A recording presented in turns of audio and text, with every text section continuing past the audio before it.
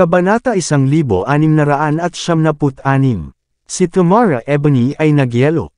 Si Cynthia Zimmer ay nagyelo. Nagyelo si Brian Hall. Nagyelo si Stephen Walker. Kahit na si Kate Walker, na nagbaliktad ng card sa kanyang sarili, ay hindi rin makapagsalita ng isang solong salita.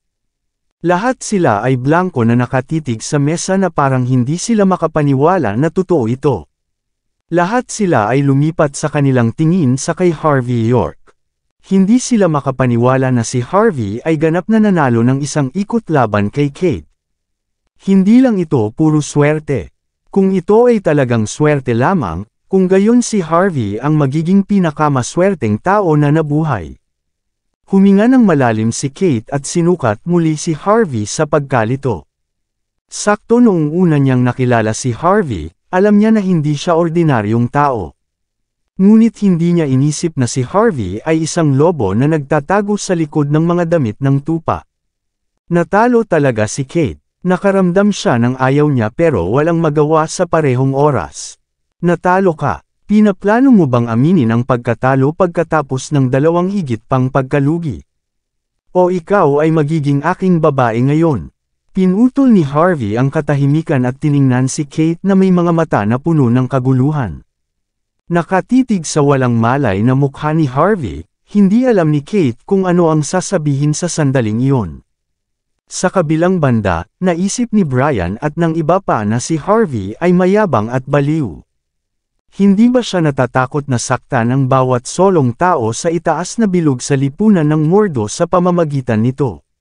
Sa tingin ba ng isang security guard na tulad niya ay isang malaking karakter o kung ano? Harvey York, kung paano ka man lang nagpakita. Magkaroon ng isa pang pusta kay Lady Walker kung mayroon kang mga guts na gawin ito. Bulalas ni Brian. Mahinahon na sumagot si Harvey, kalimutan mo ito. Hindi ka ba nasa mataas na pusta? Sinulya pa ni Brian si Harvey, pagkatapos ay mahigpit na nabigla, maglaro ng isa pang pag-ikot kay Lady Walker. Kung manalo ka, sisiguraduhin kong wakasan ang lahat ng salungatan sa pagitan natin. Nanunumpa ako sa Diyos na hindi ako magiging sanhi ng anumang problema mula ngayon. Ngunit kung matalo ka, mayroon kang ibalik ang pusta na ginawa mo kay Lady Walker. Naturally, nais ni Brian na gawin ang isang pabor sa kay Kate habang gumagawa din ng kabutihang impresyon para kay Lucas Jean. Ito ay tulad ng pagpatay sa 2 ibon para sa isang bato. Inihayag din ni Tamara ang kasunduan sa panig. Tama iyon, magmadali at gawin na. Hindi ako naniniwala na ang iyong swerte ay tatagal pa rin. Hindi ako interesado na gumawa ng taya sa inyo. Siyempre, maaari kang tumaya sa iyong ulo kung talagang gusto mo. Kung manalo ako, puputulan ko ang iyong ulo. Ngunit kung matalo ako, ibabalik ko ang nakaraang pusta. Manggahas ka ba? Nagbigay ng malabong ngiti si Harvey habang sinasabi ang mga salitang iyon. Ikaw, tinuro ni Brian si Harvey. Hindi siya maglakas loob na magsabi ng ibang salita. Iyon ay dahil wala siyang lakas ng loob. Hindi siya maglakas loob na tumaya sa kanyang buhay. Hindi na rin nag-abala si Harvey na tumingin kay Brian. Inilipat niya ang kanyang tingin kay Kate at nagbigay ng mainit na ngiti. Nabibilang ba ang pag-ikot na ito o hindi? Kung sinabi ni Kate na hindi, hindi ko rin iisipin.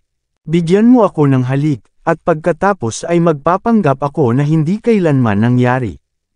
Kate, bigyan ng halik. Ito ba ang isang pangalan na maaari mong tawagin siya? Ito ba ay isang bagay na maaari mong tanungin? Si Tamara at ang iba pang mga kilalang tao ay malapit ng umubo ng dugo. Dahil nakipagpusta ako sa iyo, aaminin ko ang aking pagkatalo. Malamig na sumulyap si Kate sa kay Harvey. Ayon sa pakikitungo, magiging girlfriend mo ako habang nasa Mordo ka. Hanggat hindi ka gumawa ng anumang bagay na tumatawid sa linya, tutuperin ko ang iyong mga pangangailangan at sasamahan kitang kumain, mamili, at manood ng mga pelikula sa iyo. Nagpapanggap pa rin si Kate na mataas at makapangyarihan, ngunit ang kanyang mukha ay naging pulang-pula. Siya ang ginang ng pamilya Walker, ngunit hindi pa siya nakakasama ng sinuman dati. Hindi mahalaga kung ano ang pusta, si Harvey ay itinuturing na kanyang unang pag-ibig. Ang mataas at makapangyarihang Kate Walker ay natural na makaramdam ng lubos na nahihiya tungkol sa sitwasyon. Perpekto, pumalakpak si Harvey at tumingin sa buong karamihan. Ngayon ang kaarawan ng aking kasintahan, at sa unang araw din na magkasama kami. Mangyaring kumain at uminom hanggat gusto mo. Pagkatapos ay lumakad si Harvey at ibinalot ang kanyang kamay sa baywang ni Kate, pagkatapos ay nagbigay ng mainit na ngiti. Halika, tagay sa lahat. Arrogant, walang kahihiyan, baliw, isang maliit na tao na nalalasing sa kanyang tagumpay. Isang tao na walang kahulugan ng panganib. Ano ang uri ng pagkakakilanlan na mayroon ka? Anong lugar sa palagay mo ito? Gaano kakatapang kumuha ng grand prize kay Kate Walker? Hindi mo alam ang iyong mga limitasyon. Matapos makita ang mga aksyon ni Harvey, sina Brian Holt, Stephen Walker, at ang iba pa ay lahat na kumibot ang kanilang mga mata. Nais nilang mabulabog si Harvey sa kamatayan sa sandaling iyon. Napasaklab si Cynthia Zimmer sa kanyang maliit na bibig. Sa totoo lang hindi niya alam kung paano kumilos. Paano naging ganito ang kapatid na in-law? Ngunit iniisip niya na maaaring magkaroon ng iba pang mga plano si Harvey, pinilit ni Cynthia na itago ang sama ng loob at pinili na huwag sabihin kahit ano, nanumpa siya sa kanyang puso na hindi niya papayagan si Harvey sa kawit kung siya ay talagang ganito. Sa ngayon, pareho sina Steven at Brian na nagbigay ng hitsura kay Tamara Ebony. Tumango si Tamara, pagkatapos ay malakas na bulalas, masama ito. Ito ay kakila-kilabot. Ang 2 carat na brilyante na pinlano kong ibigay kay Lady Walker ay wala na. Nagkakahalaga ito ng ilang daang libong dolyar. Paano ito nawala? Si Tamara ay mukhang sabik. Ang bawat tao ay bumalik sa kanilang katinuan mula sa labis na pagkabigla. Ito ay isang itaas na bilog sa lipunan. Maaaring mawala ang pera, ngunit hindi kailanman nagkaroon ng kaso ng pagnanakaw. Kung mayroong isang aktwal na magnanakaw sa pangkat ng mga tao, iyon ay nakakahiya na balita. Paano sila magkakaroon ng paggalang upang magpatuloy sa pagiging nasa industriya? Nawala mo ang isang bagay. Naglakad si Brian at pinakawala ng ubo. Magmadali at suriin ang iyong mga bulsa at bag. Nasa loob ba ito? Nasa gilid din si Cynthia. Senior Ebony, hindi mo ba ito naiwan habang ikaw ay nasa banyo dati? Iniwan mo ba doon? Imposible. Tila determinado si Tamara. Wala siyang balak na suriin ang banyo. Maingat kong inihanda ang regalo sa aking sarili. Paano ko maiiwan lang ito? Hindi ako magiging bulalas niya. Dapat itong ninakaw. Pagkatapos ay bulalas ni Steven habang naguguluhan. Mayroon ba talagang magnanakaw sa atin? Ha? Totoo ba talaga iyon? Paano ito magiging? Wala sa atin ang mag-aalaga kahit isang bagay na mura pa rin. Ang bilog na ito ay hindi kailanman nagkaroon ng anumang mga kaso ng pagnanakaw. Ang karamihan ng tao ay nagchismis. Ang mga taong naruroon ay alinman sa mga upperclassmen o kilalang mga kilalang tao, na hindi rin nagmamalasakit sa isang brilyante na nagkakahalaga ng ilang daang libong dolyar. Walang magnanakaw ng ganoong bagay. Lahat ay hindi naniniwala. Ang mga tao sa aming bilog ay hindi magiging sakim na iyon. Hayaan ang marumihan ang aming mga kamay. Ngunit ngayong gabi ay naiiba, at isang security guard ang pumasok dito kahit papaano. Ang ilang daang libong dolyar ay dapat na nagkakahalaga ng sweldo ng taong ito sa loob ng 20 taon. Malamig na bulalas ni Brian. Ang bawat tao'y hindi sinasadya na nagsimulang tumingin sa direksyon ni Harvey. Si Kate ay nagyelo, pagkatapos ay nakasimangot. Young Master Holt, hindi ka dapat mag-akusa ng isang tao na gumawa ng anumang bagay ng walang matibay na ebidensya. Naturally, naramdaman ni Kate na hindi katulad ng ibang mga ordinaryong lalaki si Harvey. Hindi siya kailanman gagawa ng ganito. Bukod, siya ay kasintahan ni Harvey kahit anong mangyari. Malinaw, kailangan ni Kate na tumayo para kay Harvey. Nagtitipon kami dati ng maraming beses na, ngunit hindi kailan tayo nawalan ng kahit ano. Sinubukan ni Steven na magdagdag ng gasolina sa apoy. Pakiramdam ko na ang taong ito na lumabas mula sa wala ay ang pinakamalaking sospek ngayon. Nasimangot at nabigla si Tamara, wala kaming sasabihin kung siya ang salarin o hindi. Tumawag tayo sa pulisya, hayaan silang hawakan ang sitwasyon. Hindi na kailangan, ito ang Paramount. Kaya, nagpapatupad kami ng mga patakaran ng Paramount dito. Nakalimutan mo ba kung nasaan tayo?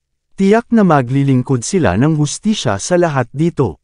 Iminungkahi ni Brian. Maraming salamat sa lahat ng sumusubaybay. Please subscribe and follow my YouTube and Facebook channel, Filipino Novel. Maraming salamat po. Nakipag-ugnay na ako sa iba. Magpapadala sila ng security upang mahawakan ito sa lalong madaling panahon. Babalaan kita, Harvey York. Alisin kung ano itong ninakaw mo. Kung hindi, hindi ka makakaalis dito kung nalaman namin na ang brilyante ay nasa iyo. Ayon sa mga patakaran dito, ang pagnanakaw ng isang bagay ay magkakaroon ng parusa na katumbas ng isang tao na nanloko sa mga lugar ng pagsusugal, at iyon ay upang masira ang iyong kamay. Malamig na tumawa si Brian Hall. Si Cynthia Zimmer ay tumayo sa harap ni Harvey at binigkas, tumigil sa pagtapon ng mga walang saligang akusasyon. Hindi magnanakaw si Harvey ng ganito. Hindi niya kailangan ng pera. Hindi niya kailangan ng pera. Cynthia, itigil mo na ang pagprotekta sa kanya. Ang buong katawan niya ay makikita at sumisigaw na, kailangan niya ng maraming pera. Magmadali at pumunta dito bago kanya idamay sa sitwasyon. Hinayla ni Tamara Ebony si Cynthia sa tagiliran at pinigilan siya mula sa pagtayo para kay Harvey. Bago pa man may masabi si Cynthia, ang pasukan ng bulwagan ay sinipa ng pabukas. Isang dosenang angkop, malakas na mga lalaki ang lumakad sa loob ng mabangis. Ang taong nakatayo sa gitna ay walang iba kundi ang mismong si Manager Lenny Thompson mismo. Malamig na bulalas ni Lenny, narinig kong may nagnanakaw dito. Gaano katapang? Hindi mo ba alam kung anong uri ng lugar ang Paramount? Babayaran mo ang presyo para sa pagnanakaw ng mga bagay at paglabag sa mga patakaran dito. Nagpapakita si Lenny ng katwiran sa kanyang mukha. Ang mga taong hindi alam ang kanyang posisyon ay iisipin na siya ay isang uri ng vigilante na naglilingkod sa katarungan. Naglakad si Brian at humayag, sa wakas narito ka, Manager Thompson. Kailangan mong singilin dito. Ang regalo ni Miss Ebony para kay Lady Walker ay nawala. Ito ay isang brilyante na nagkakahalaga ng ilang daang libong dolyar. Hindi lamang ito tungkol sa pera, kundi pati na rin sa mabuting kalooban ni Miss Ebony. Tumango si Lenny, pagkatapos ay sumagot ng mahinahon, panigurado, Young Master Hall. Ang mga patakaran ng Paramount ay hindi kailanman gagamot ng mali sa isang mabuting tao. Ang mga masasamang tao ay tiyak na hindi makalayo sa alinman. Sa anumang kaso, ang salarin ay dapat lamang ipakita ang iyong sarili ngayon. Kung gagawin mo iyon, isasaalang-alang ko lamang ang pagsira sa isa sa iyong mga daliri. Kung nalaman ko kung sino ito sa aking sarili, tatanggalin ko ang buong braso mo. Huwag mo akong sisihin sa pagiging walang puso. Ang hangarin na nakamamatay ay lumabas sa katawan ni Lenny sa sandaling ito. Malamig at mahigpit ang ekspresyon niya. Agad na itinuro ni Brian si Harvey, na nakatayo sa likuran niya. Manager Thompson, sa palagay namin ay ang taong ito dito. Ang karamihan ng tao ay gumawa ng ilang mga hakbang paatras matapos marinig ang mga salitang iyon. Pinakawalan ni Lenny ang isang galit na ngiti nang makita niya si Harvey. Hindi siya nagulat. Ikaw ang nagdudulot ng malaking gulo muli, ha? Alam kong hindi ka maganda sa pangalawang nakita kita. Ngayon na tinitingnan kita, mukhang ikaw ang uri ng tao na gumagawa ng maruming gawain. Ipasa ito sa iyong sarili. Lumuhad at humingi ng tawad, at masisira ko lamang ang isa sa iyong mga daliri. Kung hihintayin mo akong hanapin ang brilyante, tatanggalin ko ang iyong buong braso. Tiningnan ni Harvey si Lenny nang hindi binigyan siya ng tuwid na sagot, Pagkatapos ay mahinahon na tinanong, ipapalagay mo lang na ako ang magnanakaw ng walang matibay na patunay kahit bago ka gumawa ng masusing paghahanap. Sino ang nagbigay sa iyo ng lakas ng loob na gawin ito? Ang pagputol ng mga kamay para sa pagnanakaw ng mga gamit. May mga patakaran ng Paramount. Sino ang nagbigay sa iyo ng autoridad na kumilos sa itaas ng batas? Sa palagay mo ba ay ikaw ang Diyos o kung ano? Mahinahon na sumagot si Lenny, Harvey York, bakit hindi ka pupunta at tanungin kung sino ang boss ng Paramount? Ang mga patakaran dito ay lumalagpas sa batas, hindi mo maintindihan. Kahit na ang Emperor mismo ay kailangang magbayad ng presyo para sa paglabag sa mga patakaran dito. Hayaan ang isang mababang security guard. Sino ka sa palagay mo? Kinakausap mo ako tungkol sa batas. Hayaan mo akong sabihin sa iyo ngayon. Ako ang batas. Harvey, kung may nakita ka talaga, ilabas mo lang. Magpasalamat din sa iyo si Miss Ebony. Si Kate Walker, na tumahimik sa lahat ng oras na ito, biglang nagsalita. Si Harvey lang ang pansamantalang kasintahan niya, ngunit gusto pa rin niyang tulungan siya. Walang pakialam si Harvey. Wala akong nakita. Paano ko ito ibibigay? Nasimangot si Kate. Harvey, hindi mo maintindihan kung gaano ito kabigat. Ang lugar na ito ay pag-aari ng pamilyang G ng Mordo. Narinig ko na ang mga Islanders ay mayroon ding ilang shares dito. Kung gumawa ka ng problema dito, hindi ito magtatapos ng mabuti para sa iyo. Kung ibigay mo ang brilyante ngayon, hihingi ako ng paumanhin kay Miss Ebony para sa iyo at isa sa alang-alang namin ang problema na naayos. Sige, humingi ng tawad. Hindi maganda ang tunog ni Harvey. Bakit ako humihingi ng tawad sa mga bagay na hindi ko nagawa? Sigurado ka bang hindi ka pumili ng anuman? Lumalim ang pagsimangot ni Kate. Tila hindi pinapahalagahan ni Harvey ang kanyang mabuting kalooban. Sa ngayon, tiyak na hindi siya nagpapasalamat sa kanyang kabaitan. Si Harvey ay nanatiling walang kabuluhan, masyadong tamad na magsalita pa. Hinawakan ni Brian, Miss Walker, niloko kanya sa pagiging girlfriend niya. Bakit mo pa rin siya tinutulungan? Alam ng lahat ang pekeng relasyon niyo. Hindi ito makakaapekto sa iyong reputasyon, hayaan ang reputasyon ng pamilya Walker. Tinapunan ni Brian si Harvey ng marumi na sulyap. York, maghintay ka lang sa mga parusa mula sa Paramount. Sinundan ng buong karamihan ang kanyang kilos at sumulyap kay Harvey sa pag-alipusta. Bilang mga elite sila, kinamumuhian nila ang mga mababang uri ng panloloko. May sasabihin si Cynthia, ngunit sinulyapan siya ni Harvey at tahimik na umiling-iling. Ilang sandali, natigilan si Cynthia. Pagkatapos, natahimik siya. Alam niya na ang kanyang bayaw ay dapat magkaroon ng isang trick sa kanyang manggas, at sa gayon ay wala siyang sinabi. Nang makita ang kanyang katahimikan, lalo pang natuwa si Brian at ang iba pa. Ngayon, kahit na si Miss Zimmer ay hindi na nagtitiwala sa iyo. York, bakit ka pa rin matigas ang ulo? Tumingin si Kate kay Harvey, hindi nasiyahan. Pagkatapos, ang kanyang mga mata ay nahulog kay Brian at sa kanyang kilos.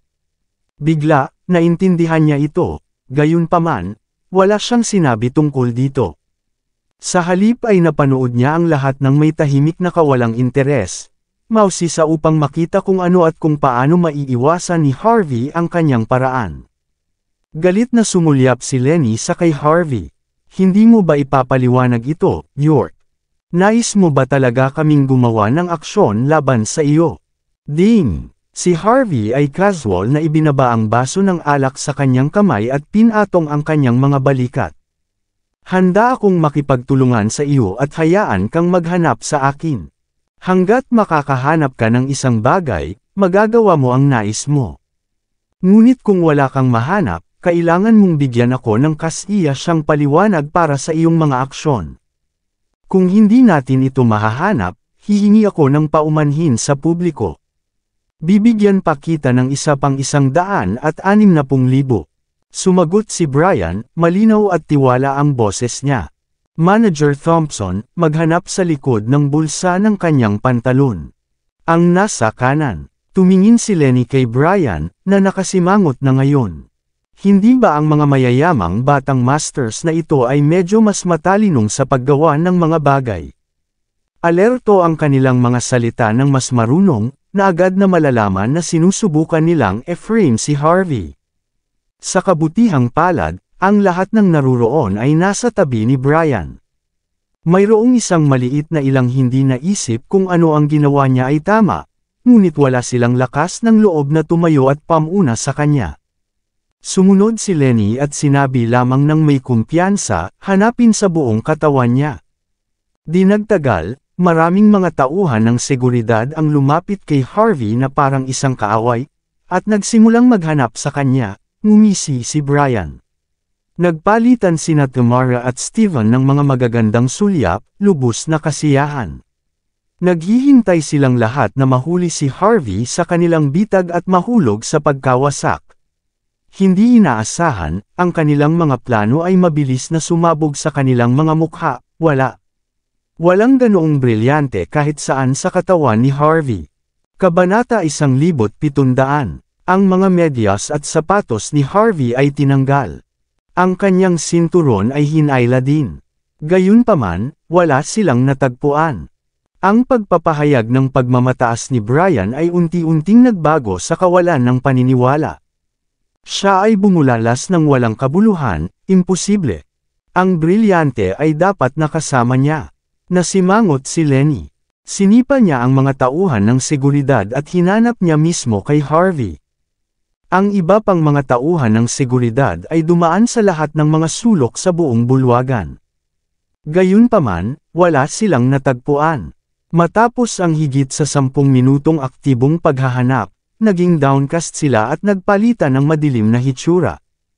Kahit na natagpuan nila ang brilyante sa isang sulok, maaari pa rin nilang e-frame si Harvey. Ngunit ngayon, wala. Ano ang magagawa nila? Bumagsak ang mga mata ni Lenny kay Brian. Napansin niya ito, sumimangot si Brian at tumango. Huminga ng malalim si Lenny at tumawag sa ilang higit pang mga tauhan ng seguridad, kabilang ang mga babae ang hahanapan. Maaaring itinago ito ng sospek sa katawan ng ibang tao. Kailangang maghanap ang lahat. Kung ninakaw niya ang brilyante, dapat na nasa loob nito ang kanyang mga fingerprint. Di nagtagal, lumalakas ang sitwasyon, hinanap din nina Brian, Steven, at ang natitira sa kanila. Maging si Kate Walker, na may pinakamataas na katayuan sa kanilang lahat, ay hinanapan.